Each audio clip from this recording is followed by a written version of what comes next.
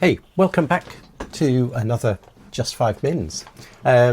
It's probably yet another coughing episode, so apologies about that. Anyway, what have we got? It's the AI costs, the reckoning. I think, I don't know if anybody's seen this so far. It's fairly new at the time of this recording, but Microsoft have now announced that GitHub Copilot is moving to usage-based billing. And I think this is on the back of the uproar that Anthropic with Claude and everything caused, a week or so ago, where, and GitHub Copilot did the same anyway about a week or so ago, where they stopped new signups because basically they're creaking at the seams, I think. And you can't help but feel, I just wonder how much of an impact this whole, open claw business has been doing. Because obviously you definitely didn't need Claude or Claude Code. You didn't need Anthropic's LLM at all. You could use any of the LLMs, and now of course you've got a lot of the local ones, but of course the populace sort of just grabbed onto whatever was told and went and bought millions of Mac Minis, which was overkill. I mean, even when I've got a Mac Mini M2 and bought it second hand, and I've got a fairly decent workload on there. It's not running VMs or anything, but I'm running like, JetBrains Rider, I've got Docker running with 2 or 3 containers. I've got, quite intense applications that I'm testing and all that sort of stuff. And I look in the Mac sort of, whatever they call it, the activity monitor, isn't it? And it's okay. It's using a chunk of the 8 gig of RAM, but it's using it because it can, but the CPU is just doodling around. It's hardly doing anything, not to mention the GPU. So I think all these things, and when you run things like OpenClaw and stuff, I can understand, it's always depending on what you're doing. But my goodness, there's a lot of people to drink the Kool-Aid, including me, by the way. But the machines that we have are, we're using a fraction of the damn things. Anyway, back to this. This is to do with, I wonder, the reason I mentioned OpenClaw was because it was, the Anthropic thing, and there was usage limits getting, and it was creaking and they were falling over, and Anthropic were saying, oh, we're going to have to throttle things back and all this sort of stuff.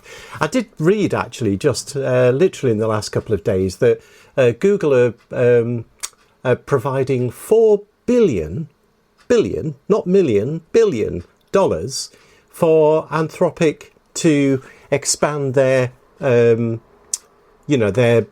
server usage. They've got a billion at the moment, with another 3 billion over the next year or two or something.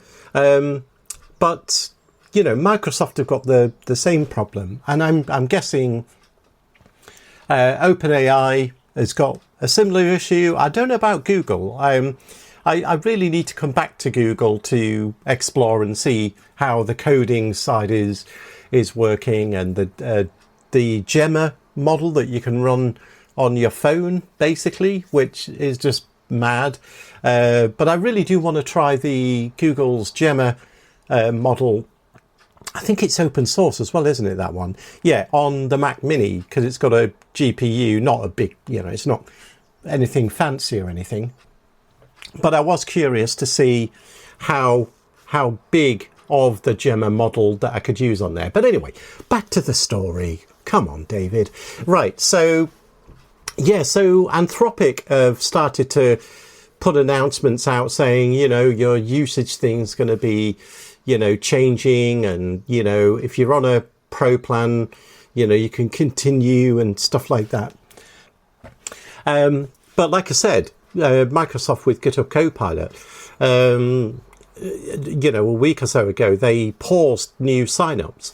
And I think I think it's inevitable. It takes me back to the early days of the internet. Yes, Grandad David is going to reminisce. But, you know, I don't know if you're old enough out there to remember this, but when the internet sort of started to creep into the personal world of, you know, just your home, you first of all had to buy a really expensive modem, you know, and if you don't know what a modem is, then, you know, shame on you, you know. But you know, and I think it was either 2400 or 3600 baud rate, which was the speed, which was ridiculously slow compared to today's standards. But you had to buy that first. Then you had to buy a subscription to whatever they were, CompuServe or these other, you know, all those amazing, you know, sort of internet providers at the time, and they weren't cheap. And when the modem started to get faster and faster, like 1400 baud rate and whatever it was, to something, I don't know what the highest. Anyway, they obviously got faster and better, and your phone bill got faster and better as well, because, you know, using more data and all that sort of stuff. Where you normally, on CompuServe, I think I had a like unlimited plan, but you were really paying for the phone charges as well anyway. And eventually, not long, actually a couple of years into it, they started to, you know, you get, you know, 1 gigabyte. I don't think it even was a gigabyte, but it's a bit like the phone plans, isn't it? You know, we used to have to, well, you still do. You've got 10 gigabytes or 2 gigabytes or whatever. Eventually the costing model has to balance out, doesn't it? It's the universal law, you know, demand and subscribe sort of value, you know, out of that as well, and the amount of subscribers, and there you go. I mean, I think what we're seeing with the AI models, and really for a lot of people just using ChatGPT or Claude just to ask, you know, little questions, and all of those things, that's not going to be a problem. I don't think the everyday usage is going to be a problem, but where it does seem to be catching up is the coding agents specifically, where, you know, and I know I've been using it. I mean, you know, I'm constantly checking my GitHub Copilot usage to see how many premium tokens I'm burning through versus the other ones, and, you know, I'm being very specific about, well, this is a bit more complex, let's use the higher model, you know. But those token charges, you know, when you look at, say, GPT 5.4 or Opus 4.6, it was like times 1, so it was like whatever the token. But if you selected Opus 4.7 or GPT 5.5, it went times 7 of those token charges. So you've got to be really quite careful. But as of now, or yesterday, I think GitHub Copilot have followed with Anthropic, and I'm sure the others are going to do the same thing.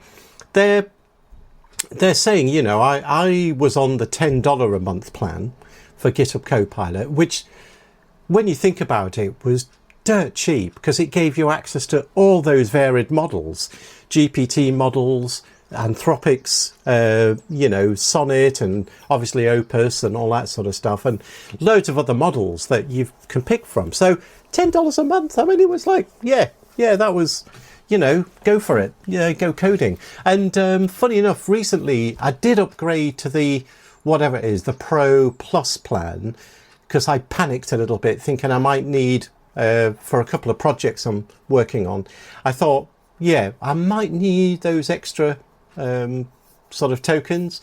And funny enough, I've been using a mix of the very high ones like GPT 5.5, Opus 4.7.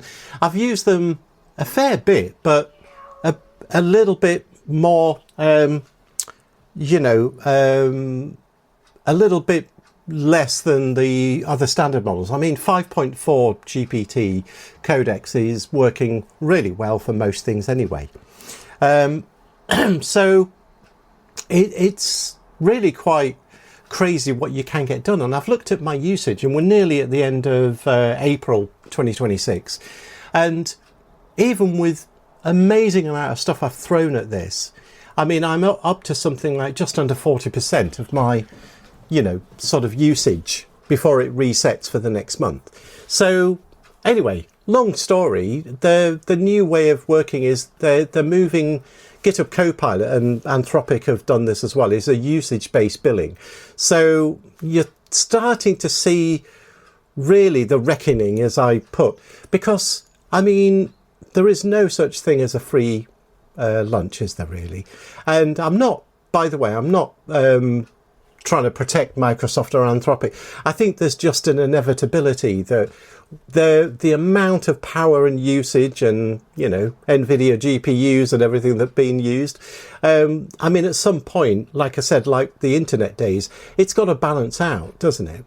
And the weird thing is, I mean, it's going to change, but I think if you're a team of developers in a company, then paying, I don't know, whatever, $100, $200 a month, maybe for the increased usage. I don't know. It could be a lot higher than that. I'm just grasping at a few simple ideas here. But you think about $200, even $500 a month in a team of developers in a proper company. That is like having, an extra team of developers, for $500. And I know, there's people who say, well, it's not that great and we've still got to do, okay, all of those things. But there is an inevitability that it really is quite amazing what power you're getting for that amount of money. And individually, like someone like myself, I mean, sure, does that mean it's going to start costing me hundreds of dollars? No, I don't think it is. I think the Pro Plus plan that I'm on, which I think in UK money is about 28 quid or something a month. It's not cheap. It's certainly not, just in the realm of your $10 a month. But the benefit that I'm getting out of it, what would I do? I mean, I would either take a lot longer to build some solutions. And when I say a lot longer, I'm talking lifetimes probably for me. But you know what I mean? Or I could outsource it and get, varied responses how good the outsource is. And then the outsource would cost whatever it would cost. So, I mean, they do have you by the short and curlies, as they say. But at the same time, the benefit still is there. So loads of people are saying it's Armageddon, AI Armageddon. Oh, it's all going to end up in a, well, I think it's just a natural balancing out of like any system in the universe, It has to find a balance point. And I think, like I said, I haven't looked into OpenAI and Google, but I'm sure they've started to rein back the free, tiers and what you can do and how much you're actually paying for, because again, it's inevitable. So I'm not necessarily agreeing with Microsoft or Anthropic or anything like that. It's just, I think there's a reality that we just have to realize what's there. And ultimately, look at how things are going with all the local models. What was it? DeepSeek version 4 that got released recently. As I mentioned, Google, Gemma 4, was it? I can't remember. I can't keep up with all these things. But where you can run these models on reasonably medium hardware in your own world.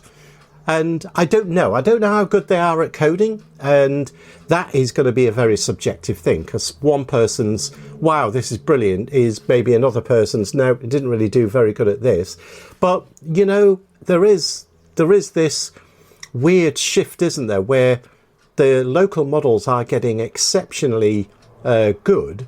And even if you had to make a one-off purchase of something with an NVIDIA card in, or like I say, a top-of-the-range Mac or something, Mac Mini, it's a lot of money, but it's a one-off to run those sort of like higher sort of reasoning models, maybe. So, you know, it's like, again, we've got so many options. But anyway, I really don't think it's AI Armageddon. I think we're past that anyway, aren't we? But I think it's just a natural balancing that it couldn't be sustained. I mean, when Anthropic came out, they had a load of backlash. I'm sure Microsoft are going to get the same for Copilot. And yeah, is there an element of price gouging? Maybe, you know. But here's the thing for you. If you use Amazon to buy stuff, like I do, go and stick something in that you buy regularly in your basket and leave it for a few days, right? And just watch the price, how it changes, basically. You know, they're not dumb. And it isn't just Amazon. It's every, you know, even supermarkets and whatever. They're monitoring your, you know, your price usage, you know, your purchase history. And so... You know, I'm not getting into the conspiracy theories. It's just a fact. It's just that's how a lot of these sort of industries work. So, you know, I think anything like these AI services is in the same reign. You know, they've got to find a balance. Otherwise, you know, they are just burning through billions of dollars. You know, so I think it's an inevitable thing, like the old days of the internet, really, in a lot of ways. So, but anyway, local models, my goodness, yeah, hardware getting so good that you can run really large open source models yourself. There's a lot of choice now. Anyway, that's the rant over for this time around. Nowhere near it's just ludicrous, this idea of just 5 minutes, isn't it? But anyway, it was more like a weekend ramble that isn't at the weekend. So anyway, that's what I've got. I'm going to leave it there and wish you a good day, a good week, wherever you are in the world. And we'll catch you on the next one.